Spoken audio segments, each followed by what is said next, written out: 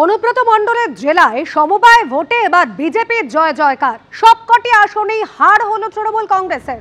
Core কমিটির ভূমিকা নিয়ে এবার দলের অন্দরেই প্রশ্ন উঠতে শুরু করেছে। বীরভূমের বৈরেশ্বরে ইটাহাট কৃষি সমবায় সমিতির পরিচালন সমিতির 9টি আসনে হার হলো তৃণমূল কংগ্রেসের। গতকাল এই সমবায় সমিতি নির্বাচন ছিল। সবকটি আসনেই লড়েছিলেন তৃণমূল এবং বিজেপি সমর্থিত প্রার্থীরা। সিপিএম সমর্থিত প্রার্থীরা 7টি আসনে প্রতিদ্বন্দ্বিতা করেছিলেন। অনুব্রত মণ্ডলের জেলায় সেখানে ছিল সমবায় ভোট এবং যে সমবায় ভোটে বিজেপির জয় জয়কার। সবকটি আসনেই হেরে গেল তৃণমূল কংগ্রেস।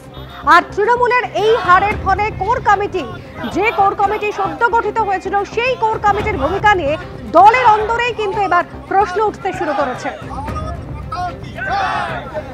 ভাস্কর মুখোপাধ্যায় আমাদের প্রতিনিধি রয়েছেন আমাদের সঙ্গে টেলিফোন লাইনে। ভাস্কর, গত কয়েক বছর ধরে 10 বছরে এই সমবায় সমিতিতে নির্বাচন হয়নি। তার আগে পর্যন্ত তৃণমূলের দখলেই ছিল এই সমবায় সমিতি, তা এবার বিজেপির দখলে গেল।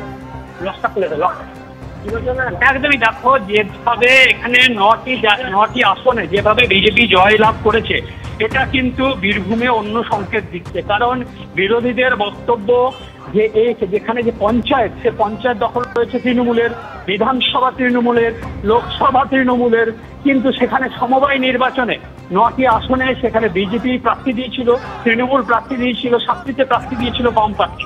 কিন্তু সেখানে দেখা যাচ্ছে যে নিরঙ্কুশ, অর্থাৎ 9টিতেই জিতেছে বিজেপি জেলা সভাপতি ধ্রুব সাহার বক্তব্য হচ্ছে যে এই যে কোর কমিটি করা হয়েছে না, এই কোর কমিটি কর্পূরের মতো উড়ে যাবে 26-এর ভোটের আগে। কোর কমিটি করা হয়েছে কারণেই ভাগাভাগি করে দেওয়া হয়েছে। বিধানসভায় একজন কোর কমিটির সদস্যকে বিধানসভা ভাগ করে দেওয়া হয়েছে। তারা নিজেদের মতো করে খাচ্ছে এবং সেটা মানুষ বুঝতে পেরেছে।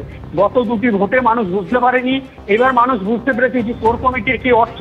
সেই জন্যই আজকে মানুষ পুরোটাই বিজেপির দিকে ভোট দিয়েছে। অন্যদিকে তৃণমূলের জেলা সহসভাপতি মলয় মুখোপাধ্যায় তিনি জানিয়েছেন, দেখুন আমাদের এখানে গণতন্ত্রের একটা কালচার পশ্চিমবঙ্গে রয়েছে এবং সেই গণতন্ত্রের কালচারই প্রকাশ পেয়েছে, কারণ এখানে কোনো বাধা দেওয়া হয়নি।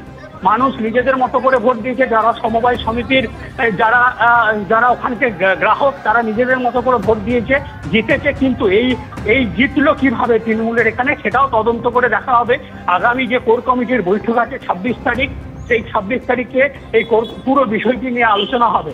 অন্যদিকে সিপিএম এর জেলা সম্পাদক তিনি জানিয়েছেন যে দেখুন আমরা ওখানে প্রার্থী দিয়েছিলাম কারণ আমরা জানতাম যে ওখানে বিজেপি শক্তিশালী, তৃণমূল শক্তিশালী, তারপরে আমরা প্রার্থী দিয়েছিলাম। এই কারণে আমরা লড়াইয়ে থাকতে চাই সবসময়।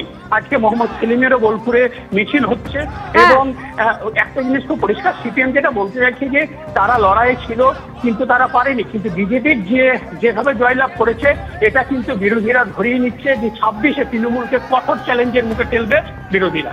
ধন্যবাদ ভাস্কর। সমবায় ভোটে ভারতীয় জনতা পার্টির সমর্থিত প্রার্থীরা 9 হয়েছে, 9 জন প্রার্থী জিতেছে। সর্বত্রই বীরভূমে কোঅপারেটিভ নির্বাচন হলে জিতবে। আপনাকে আমি বলে দিতে পারি, যেখানে তৃণমূল কংগ্রেস ভোটই করতে চাইছে না বীরভূমের সমস্ত কোঅপারেটিভে ভোট করলেই তৃণমূল কংগ্রেস হারবে এবং এই যে কোর কমিটি কর্পূরের মতো উড়ে যাবে।